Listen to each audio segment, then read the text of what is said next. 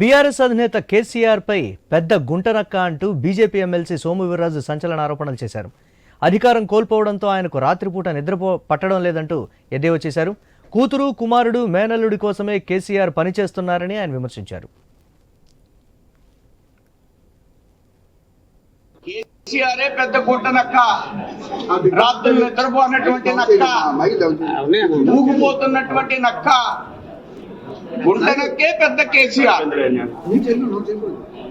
అధికారం అంటే అభివృద్ధి కోసం ఇప్పుడు మీకు వివరించాను. అధికారం అంటే అభివృద్ధి అని ఏ విధంగా జరుగుతుందనేది. అలాంటి అభివృద్ధి కాకుండా వాళ్ళ అమ్మాయి అభివృద్ధి చెందాలి, వాళ్ళ మేనల్లుడు అభివృద్ధి చెందాలి, వాళ్ళ అబ్బాయి అభివృద్ధి చెందాలి. అది గుంటనక్క. మేము కళ్ళల్లో ఒత్తులు పెట్టుకుని కాసు కూర్చుంటాం అభివృద్ధి చేయడం కోసం. ఆ రాష్ట్రంలో అభివృద్ధి చేస్తూ అధికారాన్ని సంపాదించాలనేటువంటిది భారతీయ జనతా పార్టీ యొక్క లక్ష్యం. దానికోసం ముందుకు వెళ్తాం. ఇందులో డోకా లేదు. నీలాంటి కళ్ళబొల్లి కబుర్లు చెప్పి ప్రజల్ని అట్రాక్ట్ చేస్తామని 10 సంవత్సరాలు నమ్మించాం. ఇంకా అలాంటి అవకాశం లేదు. ఇలాంటి మాటలు వెంటనే నిలుపుదల చేయాలని నేను డిమాండ్ చేస్తున్నా.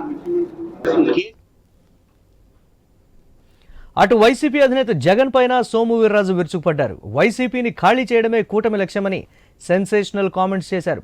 వచ్చే ఎన్నికల్లో వైసీపీకి 20% ఓట్లు రాకుండా చేయడమే తమ లక్ష్యమని కుండబద్దలు కొట్టారు. విశాఖలో బీజేపీ నేత ఆడారి ఆనంద్ నేతృత్వంలో 200 మంది కార్యకర్తలు బీజేపీలో చేరిన సందర్భంగా సోము వీర్రాజు వ్యాఖ్యలు చేశారు.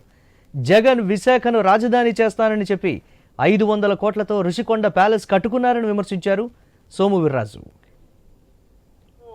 కూటమి యొక్క లక్ష్యం వైసీపీని రాష్ట్రంలో పూర్తిగా ఖాళీ చేయడం. వైసీపీ అధ్యక్షుడు మాజీ ముఖ్యమంత్రి చాలా పెద్ద ఎత్తున మాట్లాడుతున్నారు అనేకమైన సందర్భాల్లో. నేను మరలా ముఖ్యమంత్రి అవుతా, మీ సంగతి చూస్తానని ఆయన పోలీసులను హెచ్చరిస్తున్నారు. ఆయన బహిరంగంగా ఆయన మాట్లాడుతున్నందుకు కూటమి లక్ష్యం నీ వైసీపీనే ఖాళీ చేస్తాం, నీకు 20% కూడా రాబోయేటువంటి రోజుల్లో నీకు ఓట్లు రాకుండా చెయ్యడమే కూటమి లక్ష్యం అనేటువంటి విషయాన్ని నేను భారతీయ జనతా పార్టీ ద్వారా తెలియజేస్తున్నాను. ఒక ప్రతిపక్ష నాయకుడిగా నువ్వు సభకు వెళ్లకుండా నీకు ప్రతిపక్షానికి అర్హత కావాలంటూ కౌన్సిల్లో ఇష్టం వచ్చినట్లు వ్యవహరిస్తూ, గతంలో నీకు ప్రతిపక్ష హోదా ఇచ్చారు, 14, 19, 60 మంది ఎమ్మెల్యేలు ఇచ్చారు.